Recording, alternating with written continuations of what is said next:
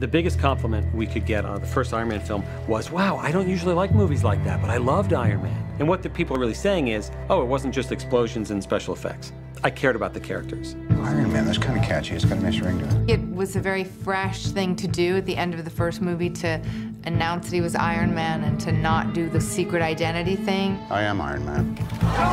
It's one thing to say you're Iron Man and another thing to actually even know what that means. It allows for a whole world of possibilities that don't normally exist in this kind of a movie. To really flesh out this character and make us, care about this guy and really wonder what's this dynamic going to be. There's so many interesting characters and relationships. When you have somebody like Robert Downey, you have Gwyneth Paltrow, you've got a character as rich as Tony Stark, you want to further explore the trials and tribulations of being Tony Stark. Part of the appeal of Tony Stark is the damage, and, he's a complicated figure. And somebody who is seemingly on top of the world, who has no connection to their father at all. I never got to say goodbye to my father. He has to be injured by the ghost of his legacy.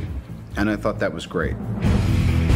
So this time we wanted to tell this part of a bigger story, It feels really fresh and exciting. Everyone has the common interest of creating the best movie possible. Kevin Feige, I've heard a million times say, I'm sitting in my seat, I want to see Iron Man do this. We found a tone with Iron Man 1 that was new and fresh and cool. And how do we keep that tone going? We were an underdog the first time we came around. All eyes were on us this time.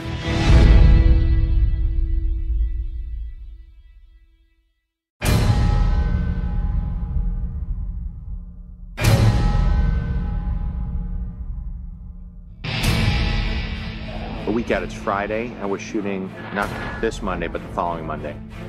Mickey hasn't come into town yet. I've only sat down with the guy once. He's called me and texted me from Russia.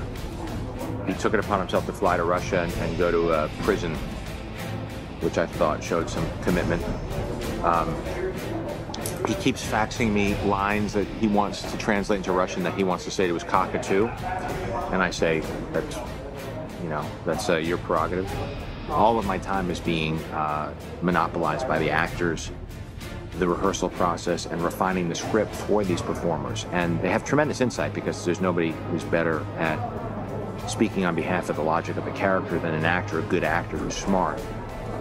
So I'm really trying to soak up that insight and incorporate it into the script, and then also trying to stay loose enough to be open to new ideas that come to me at 4 in the morning. So it's a very interesting combo of people. I can't believe the cast we have. I mean, any one of these people could star in their own film, and have, between Scarlett and Sam Rockwell and Gwyneth and Mickey, and of course Robert and Don Cheadle. We're in writing sessions trying to pull this script together. It always feels like you're burning the candle at both ends. I'm really, really excited about what's going to happen. First time around, we wanted to show people that their superhero was in good hands, and we took it seriously, and we were paying attention to the source material. And what we do in this one, for starters, is Tony's on a bad road. His life was too busy to start with, and then he said, I'm Iron Man. So in the script, we explore what happened over the last 6 months. He has this hole in his chest, and this sort of dilemma that is really a dilemma of mortality after he's made this sort of vow or promise to be Iron Man. In the first movie, we made it very clear that this is a metaphor for his heart, for what's inside him as well as the armored exterior. And we continue that metaphor in the sequel. When he made these RTs, they had enough power to power something very large for a short amount of time or something very small for a longer amount of time. So really the question was, how many more licks can his Tigger take? How about the high-tech crossword puzzle on your neck? Road rash.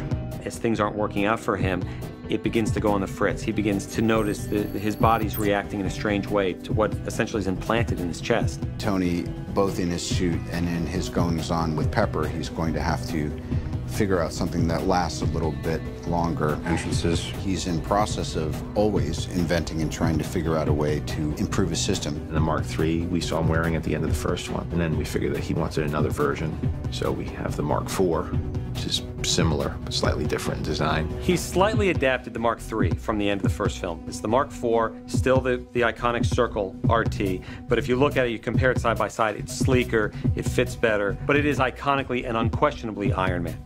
It's hard to separate Tony from his tech. It's one. We're going to explore these emotional changes that he's undergoing, this connection to his father, to his past, his relationship with Pepper, and of course, overcoming this technical challenge and how they sort of merge into one. We just need to recharge our batteries and figure it all out.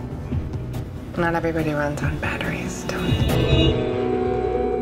We started looking at the Crimson Dynamo backstory and kind of playing with some other characters. We really liked Whiplash, and Ryan Meinerding, who is one of the most talented concept artists in the entire industry. We thought that Ryan Meinerding doing a Whiplash costume, built in a cave with a box of scraps, could be really cool. At the beginning of this process, when we started with Whiplash, he was actually going to be one of a whole cast of villains. So, based on sort of lesser villains in the Iron Man universe. So when I designed him, I didn't know that he was actually going to be the main villain. This is sort of where we started with Whiplash. He was sort of implanting himself with pins. At that point, I think his RT was actually going to be an internal thing. That was one concept, and then another concept was to sort of take it so it was a little bit more external. It looked a little bit higher tech, and all of the whip mechanisms were external. This was sort of like the final iteration of that beginning phase where it was really adding a lot of exoskeletal stuff to the suit. One keyframe can define a whole sequence. You know, I mean, then we start building storyboards and we start writing script pages, but if there's an idea for a moment that John can communicate to Ryan, Ryan can put down on paper, it can just inspire everybody. We didn't want it to be so overwhelming that you couldn't see the person underneath it, and when Mickey ended up getting cast, it made a lot of sense to show as much of him as possible. Trying to find a way to add some sort of realism to the character. I think that's primarily what my job is. We had always sort of thought that he was going to be this sort of badass Russian prisoner. That's the archetype, if you will, that I went for in the first drawings. When you found out that it was going to be Mickey, it was definitely, it added a lot to the design, and I ended up doing a sketch of him as that character, and I think it added a whole new, like, really, gritty, dark dimension to it. That's great. The keyframes are important, too, because I'm going to have Mickey in here today, and this is going to mean a lot more than the pages.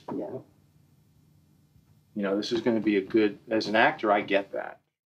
Fortunately, I have a really good team of people, and we've divided the work well, and I feel like I've delegated properly, and I have a lot of good people working on the visual effects side of things, and we're really a step ahead as far as motion capture and doing previs based on performance by stunt people, and Maddie's in the volume operating the camera.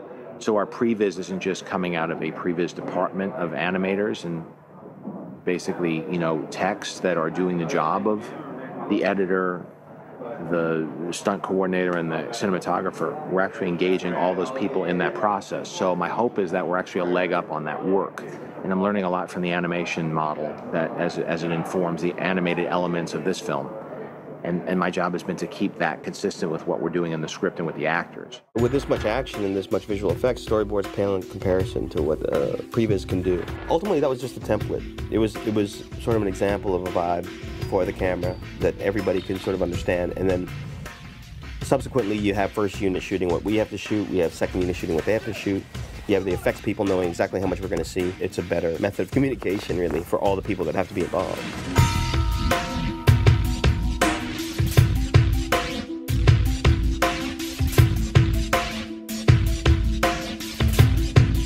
Is it too close to camera, too convenient? Do we want to see him just flying down and get rocked? Right now it's very dynamically happening right next to the camera. The explosion's going to be whiting out the camera. It's going to be disappearing. It seems. Yeah, he should be flying on a frame. That's such a strong impact that he's here. That you want to lose him on an impact like that, not hold him. Right, or start it further away. That makes it easier to hold him as opposed to trying to make it so dynamic. I still think there's a little too much convenience in the framing. What we did in previs and this time, which is different than the last time, is we did complete keyframe animation on the first one, and on this one we decided to do it a little bit different, and we went with motion capture. Let's just have a couple beats at the start where you're kind of hovering or, balancing as you're coming up through the floor. We're in San Francisco at Industrial Light and Magic. This is the mocap room, and this is where we capture motion performance and apply it to our characters. This allows us to see what can and can't work rather cost effectively without having to do it on set with a bunch of actors and everybody working around it. That's really cool. That's awesome. Yeah, let's do this one right now. We can easily just shoot some motion capture, put it into the computers, apply it to Iron Man or War Machine, see if it's working, and then if it is, done. If it doesn't, then we can come back down here and reshoot something. Fight choreography was captured digitally through the use of motion capture and then put into the computer system, which was ultimately the previs. We have a virtual camera. We create the backgrounds first, then we do the movement, and then you can actually choose your angles in our offices.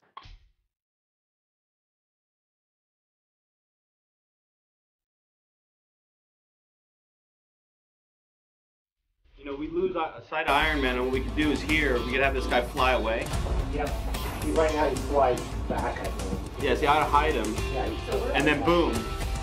You know, I'll hide him. Yeah. Like, it'll be a reveal on him falling back. See that? Boom.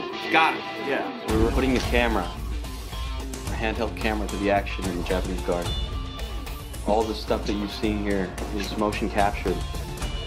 Been put in this computer, this volume, and now we're in this room shooting it as if we were shooting the scene. That magic up there allows us to triangulate the camera based on the digital environment.